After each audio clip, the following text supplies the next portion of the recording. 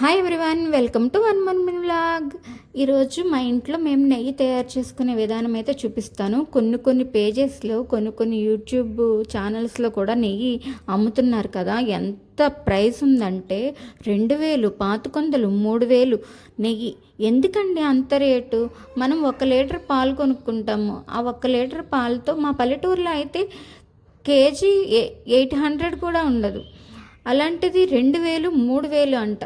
మనమే చక్కగా ఇంట్లో తయారు చేసుకోవచ్చు. మేము 1 లీటర్ పాలు కొనుక్కుంటాం. ఆ 1 లీటర్ పాలు వచ్చిన మేగడంతా కలెక్ట్ చేసుకుని ఒక 10 డేస్ ఫ్రిడ్జ్లో పెట్టుకుని కలెక్ట్ చేసుకుని కొంచెంగా ఇలా వెన్నపూస చేసుకుంటాం అనమాట. మిక్సీ పట్టేస్తే చక్కగా వెన్నపూస వస్తుంది. అది శుభ్రంగా 2-3 సార్లు కడిగేసుకుని చక్కగా స్టవ్ మీద పెట్టుకుని ఇలా వెన్నపూస నెయ్యి కాసుకుంటే చక్కగా మంచి స్మెల్తో మన చేతులతో మనం తయారు చేసుకున్న నెయ్యి అయితే రెడీ అయిపోతుంది.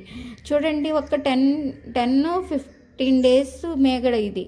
అంతే, 10-15 డేస్ మేగడ ఇంత నెయ్యి వచ్చింది అంటే మనం ఎంత డబ్బు పోసేస్తున్నాం బయట. అసలు ఆలోచించండి.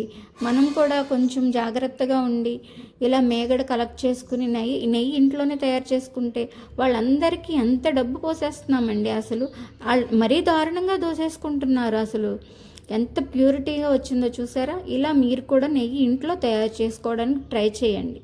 ఓకేనా ఫ్రెండ్స్? వాళ్ళ బిజినెస్ని చెడగొట్టాలని నేను చెప్పట్లేదు.